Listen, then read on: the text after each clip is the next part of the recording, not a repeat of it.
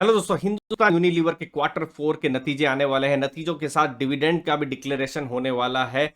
और क्या important numbers investors को ध्यान में रखने हैं, देखने हैं, यहां पर क्या हो रहा है स्टॉक्स में, क्या इंपॉर्टेंट ट्रिगर्स हो सकते हैं, सबके बारे में दोस्तों डिटेल में बात करेंगे। कि सबसे पहले हम यहां पर बात करते हैं एचयूएल का एक साल का परफॉर्मेंस। आप देख सकते हैं रिलेटिव टू निफ्टी, तो एचयूएल का -9.7% का रिटर्न है अगर हम एक साल की बात करें, और वहीं पर निफ्टी का 18.5% रिटर्न है। तो निफ्टी ने एक तरीके से आउट परफॉर्म किया है। अगर आप एचयूएल के स्टॉक्स को देखें, अगर आप एक साल का अगर परफॉर्मेंस देखें, तो निफ्टी ने अच्छा किया हुआ है। अभी क्वार्टर 4 के रिजल्ट आ रहे हैं। अभी क्या इंपॉर्टेंट चीज है, सब कुछ दोस्तों हम लोग डिटेल में डिस्कस करने वाले हैं। तो सबसे पहले एचयूएल के रिजल्ट जो है क्वार्टर 4 का, और फाइनल रिजल्ट जो है 27 अप्रैल को आने वाले हैं, बुधवार का दिन। तो बहुत ही इंपॉर्टेंट डेट रहने वाला है, और हम यहीं पर प्रीव्यू करेंगे कि किस हिसाब से पास्ट परफॉर्मेंस था। फाइनल डिविडेंड भी डिक्लेयर होने वाला है। तो डिविडेंड की बात चल रही है, तो लेटेस्ट में जो डिविडेंड है उसके बारे में भी बता दे। तो एचयूएल की हिस्ट्री रही है कि वो फाइनेंशियल ईयर में 2 बार डिविडेंड देते हैं। ठीक है, तो ये फाइनेंशियल ईयर के हिसाब से मैं आपको समझाऊंगा।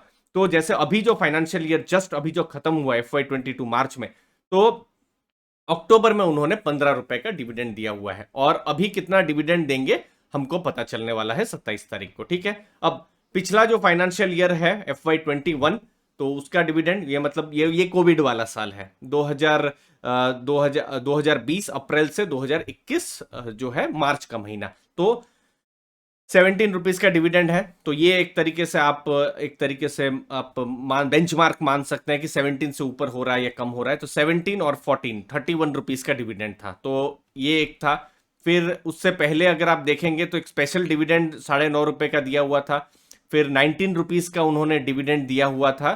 तो ये उससे पहले वाला जो जो साल था उसका। तो 14 और 11, 25 रुपीज, और स्पेशल डिविडेंड तो 44 रुपीज 50 पैसा का उन्होंने उस हिसाब से डिविडेंड दिया हुआ था। तो डिविडेंड एक अच्छा खासा जो है, और कॉन्सिस्टेंट डिविडेंड पेमेंट हो ही रहा है। एक बार अक्टूबर के महीने में एक्स डेट आ रही है, और एक बार हम देख रहे हैं जून के महीने में, या फिर ये जून के महीने में ही इनफैक्ट डेट्स आ रही है। तो ये सब कुछ इंपॉर्टेंट नंबर है। बाकी हमको 27 तारीख को आएगा डेटा, हमको पता चलेगा। बाकी एचयूएल सबसे इंटरेस्टिंग चीज जो है, एफएमसीजी का इंडिया में अभी बहुत वॉल्यूम का ग्रोथ नहीं हो रहा है, क्योंकि एफएमसीजी के जो प्रोडक्ट्स हैं बहुत हद तक घरों में जा चुके हैं। चाहे वो साबुन हो, तेल हो, या फिर कपड़ा धोने का साबुन हो, तो ये सब जो चीजें हैं बहुत परकुलेट कर चुकी है। तो आप देख सकते हैं ये डबल डिजिट जो है मार्केट से ग्रो कर रहा है, और ये बहुत ही इंटरेस्टिंग बिजनेस हो जाते हैं। अब देख सकते हैं मार्केट जो है मिड सिंगल डिजिट में ग्रो हुई है। तो मिड सिंगल डिजिट में 5, 6, 7% हो सकता है, और एचयूएल जो है 11% ग्रो हुआ है। तो ये एक बहुत बड़ा ग्रो है। तो उसके अलावा 2 ईयर सेल्स CAGR भी 9% के आसपास बढ़ा हुआ है। और सबसे इंपॉर्टेंट, और इस चीज पर शायद इस वीडियो में मैं और 2-4 बार में डिस्कस करूंगा, वो होगा एबिटा मार्जिन। और इस पर ही सबसे बड़ा मैं कह सकता हूं ट्रिगर्स रहने वाले हैं, चाहे वो पॉजिटिव हो या नेगेटिव हो। तो एबिटा मार्जिन जो है वो अभी दिसंबर क्वार्टर में 25.4% है, और ये 24.3% ये जनवरी के क्वार्टर में था। तो ये सब नंबर्स, कभी भी बिजनेस को हम अंडरस्टैंड करते हैं तो समझना बहुत जरूरी होता था। और इन सब पर मैंने एक कोर्स लिया हुआ है, फ्री कोर्स इनफैक्ट लिया हुआ है फिनग्रेड में, और जिसकी लिंक आप डिस्क्रिप्शन बॉक्स में देख सकते हैं। फ्री का कोर्स है। आपको यहां पर फंडामेंटल एनालिसिस पर बहुत सारा आइडिया आएगा कि सेल्स क्या है, सेल्स ग्रोथ क्या है, एबिटा मार्जिन्स क्या होते हैं, क्या इंपॉर्टेंस है, फिर इनफैक्ट बैंकिंग स्टॉक्स का कैसे वैल्यूएशन कर सकते हैं, क्वालिटेटिव क्वांटिटेटिव सब फैक्टर्स को। तो मुझे उम्मीद है इस फ्री कोर्स से भी आपको मदद मिलेगी। अब चलते हैं एचयूएल की तरफ। तो मार्केट लीडरशिप है ही, मार्केट शेयर गेन कर रही है इन मोर देन अ डेकेड, जो कि बहुत पॉजिटिव चीज है।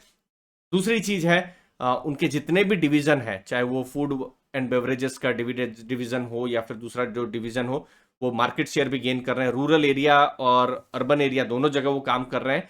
तो ये कुछ इंपॉर्टेंट है, और मार्केट शेयर अभी 2019 के लेवल से भी ऊपर है। तो ये सब चीजें एचयूएल को कहीं ना कहीं यूनिक बनाती है। लेकिन चैलेंजेस भी हैं।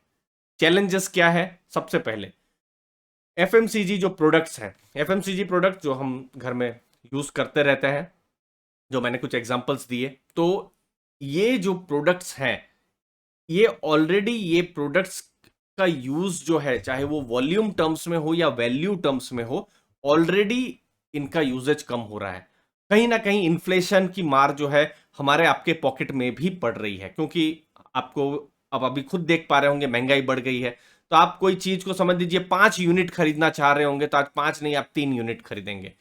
दूसरी चीज है, एज ए कंपनी उनको भी बहुत कमोडिटी कॉस्ट के खर्चे हैं, जैसे ओशियन फ्रीट 3 गुना दाम बढ़ गया है, क्रूड 1.8 टाइम्स बढ़ चुका है, पॉलीइथिलीन 1.4 टाइम्स बढ़ चुका है। और ये तो दिसंबर का डेटा है दोस्तों।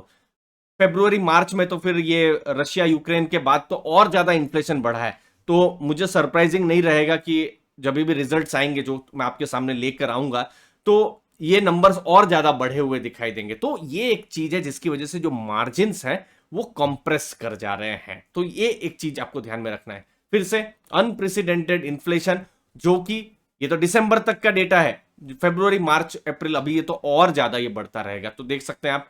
तो लेकिन कंपनी ने अपना मार्जिन बचा के रखे हैं 25.4%, जो कि दिसंबर क्वार्टर 2020 में 24.4% है। तो उन्होंने मार्जिन बना के रखे हैं। तो ये एक इंपॉर्टेंट चीज है, मतलब जो भी उनका खर्चा हुआ है तो उन्होंने पास ऑन कर दिया है, जो भी है क्लाइंट्स हैं कस्टमर्स हैं उनको पास ऑन कर दिया है। बाकी मटेरियल कॉस्ट उनके इंक्रीज हुए ही हैं, बाकी वो भी अपनी तरफ से जो भी है कॉस्ट ऑफ गुड्स सोल्ड भी जितना भी है सेविंग करने की कोशिश कर रहे हैं। तो ओवरऑल मार्जिन जो है प्रोटेक्ट करना इंपॉर्टेंट है। अब ये एबिटा एबिटा मैं बहुत कह रहा हूं, है क्या?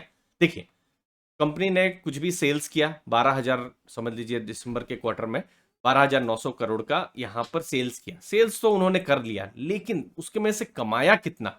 मतलब टैक्स से पहले, डेप्रिसिएशन एमोटाइजेशन से पहले उनके जो भी है खर्चे हैं, ठीक है ना, उनके बहुत सारे खर्चे भी होंगे, तो वो सब खर्चों को उन्होंने जब माइनस कर दिया तो एबिटा नंबर आया जो कि है 3,279 करोड़।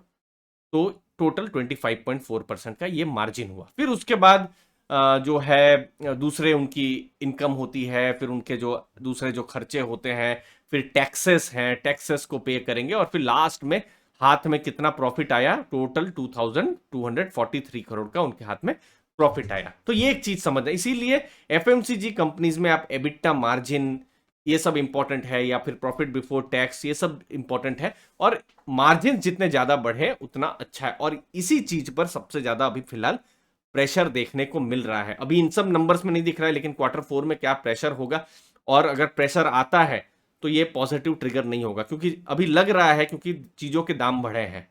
तो इसको ध्यान में रखना है। अब ये 9 महीनों का डेटा, अप्रैल से दिसंबर 2020 और 2021, दोस्तों ये सब चीजें एज एन इन्वेस्टर समझना बहुत ज्यादा जरूरी होता है। ये सब नंबर्स हैं, शायद कभी कभी नंबर्स बोरिंग लग जाते हैं, लेकिन आपने अपना पैसा लगाया है तो इन सब नंबर्स को समझना बहुत जरूरी है।